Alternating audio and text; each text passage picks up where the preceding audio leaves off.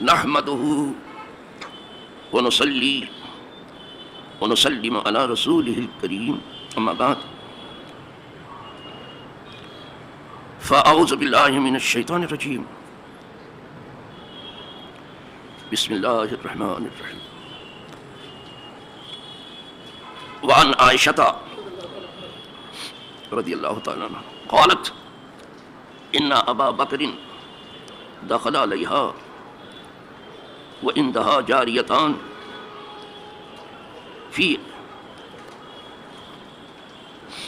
أيام منى تدففان وتزربان وفي رواية تغنيان بما تقاولت الأنصار يوم بواس والنبي صلى الله عليه وسلم متغش بصوبة فانتهرهما أبو بكر فكشف النبي صلى الله عليه وسلم عن وجهه فقال دعهما يا أبا بكر فإنها أيام عيد. في رواية يا أبا بكر أن لكل قوم عيدا وهذا عيدنا متفق علیہ. یہ روایت میں نے پوری پڑھ ڈالی. اس میں دو روایتیں دیکھنے میں ایک ہے، دو روایت.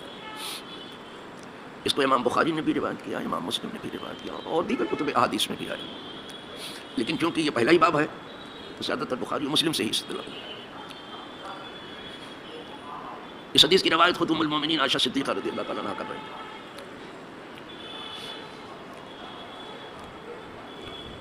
کہتی ہیں کہ بے شک ابو بکر ہمارے ہاں تشریف لائے. ان کے والد ہیں ابو بکر.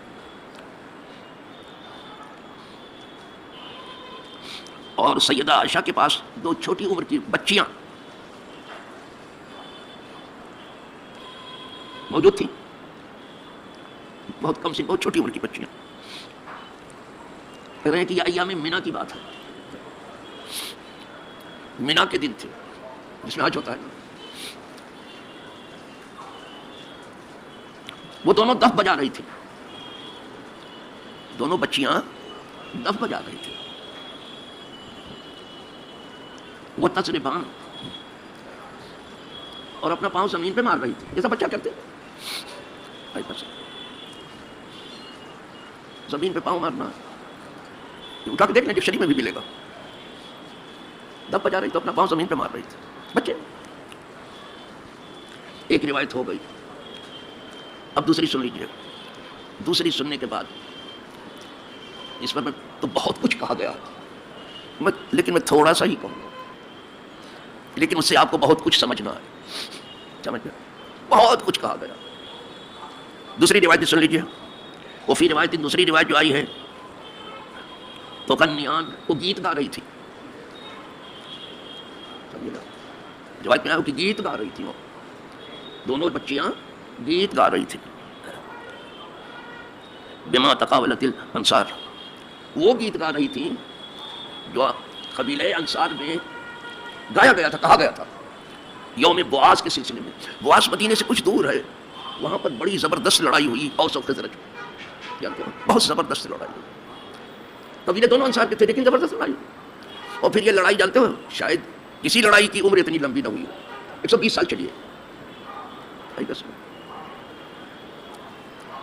تو گیت کوئی فلمی ترانہ نہیں تھا. ابھی سمجھ لیجئے یہ بہادری کے اشعار تھے جو ایک قوم نے دوسری قوم کے سامنے اپنی جرأت و بہادری کا مظاہرہ کیا. یہ گیت یہ ہے، یہ کوئی فلمی ترانہ نہیں ہے. ادھر سے تو کٹ چکا پتا اب نوجوان ہوا البتہ ہو کلکتہ، یہ سب نہیں ہے بابا. یہ تو بندی بھی نہیں ہے، ادھر ادھر کی بات نہیں. وہ بہادری سے پڑی تھی. اس لیے کہہ رہا بہت شیر دل تھے. ان کی شجاعت و بہادری کی بات تھی. وہ گیت گا رہی تھی، کوئی بےہودہ گانا نہیں تھا. اچھی بات ہے. اب ابو بکر چونکہ داخل ہے گھر میں، والنبی صلی اللہ علیہ وسلم متغشن بثوبہ، اور حضور جو ہے اپنے چہرے مبارک پر کپڑا ڈالے ہوئے آرام فرماتے. گھر ہی میں تھے حضور. یہ بھی نہیں کہ حضور کہیں باہر ہو، گھر میں. لیکن چہرے پر کپڑا ڈالے ہوئے تھے، جیسے سوتے وقت ڈال دیا جاتا ہے، آرام کرتے وقت ڈال دیا تھا. کپڑے سے اپنا چہرے مبارک ڈھکے ہوئے تھے. فانتحرهما ابو بکر، تو ان دونوں بچیوں کو ابو بکر نے جھڑکا. سمجھے آپ؟ جو گیت گا رہی تھی اور دف بجا رہی تھی تو ابو بکر نے ان دونوں کو جھڑکا. یہ بیت نبوت، اور یہاں باجا اور گیت جھڑکا. وہ الفاظ نہیں نقل کیے گئے، بس جھڑک دیا. بچے چھوٹے چھوٹے اس گھر کی عظمت کو دیکھتے ہوئے انہوں نے جھڑک دیا. یہ بیت نبوت ہے. یہاں کی ہر بات باہر نکل کے جائے گی تو لوگ اس پر عمل کریں گے.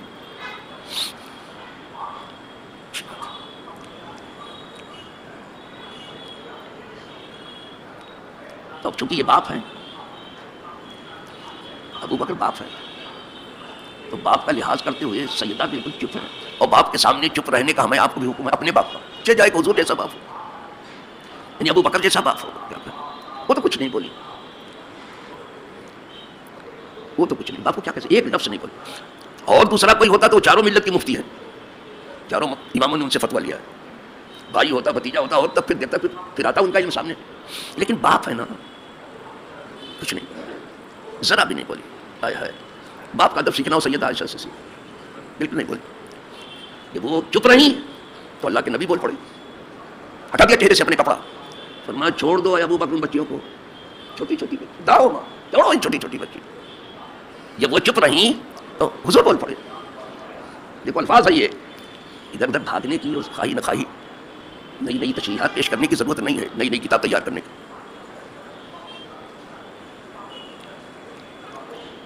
ہوتا ہے یہ، جب وہ چپ رہی تو زبان رسالت گویا ہوئی ہے. اب حضور بول رہے.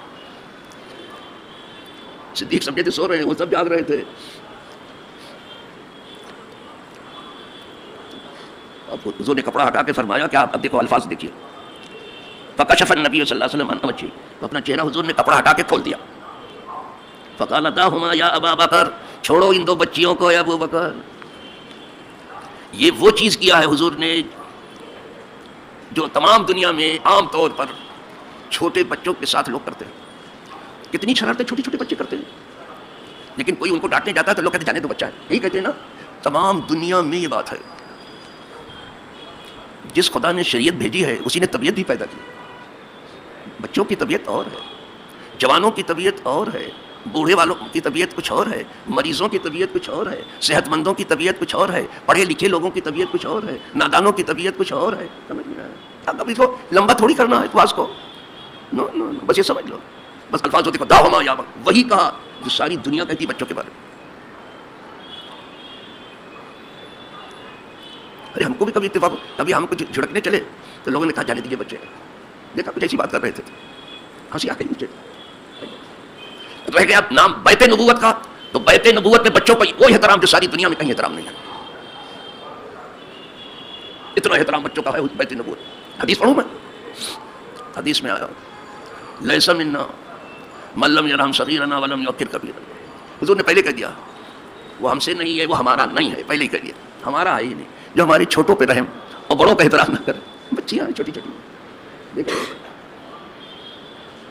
بچیاں دادا ہو ماں، اتنا ہی کافی تھا. چھوڑ دو ان بچیوں کو، انہیں جھڑکنے کی ضرورت نہیں ہے. اگر اتنا ہی ہوتا تو بہت کافی تھا. یہ زمانے رسالت کی بات کر رہا ہوں. آگے پھر حضور کیا کہتے ہیں ذرا سا وہ سن لیجیے. فَإِنَّهَا أَيَّامُ عِيدٍ، ابو بکر چھوڑ دو، اس لیے کہ یہ عید کا دن ہے، بچے خوشی مناتے ہیں. اصل خوشی بچے بناتے ہیں، بوڑھے تو عید کے دن بھی لٹکائے گھومتے رہتے ہیں. ہم نے تو دیکھا اصل خوشی وہی بناتے ہیں. وہ عید کا دن تھا، تو عید کے دن بچے آپ جھولا ولا نہیں جھلانے جاتے کیا؟ کیا کیا کرتے ہو عید کے دن؟ یہ دیکھ لو وہ دیکھ لو بچوں کو. کہا یہ عید کے دن ہے ابو بکر، یہ بچیاں ہیں خوشی منا رہی ہیں، دب بجا رہی ہیں، ان کو چھوڑ دو. ایک روایت میں تو یہ ہے کہ عید کے دن ہے، دوسری روایت بھی ہے، سن لو، ابھی روایت ہی پر ہوں میں.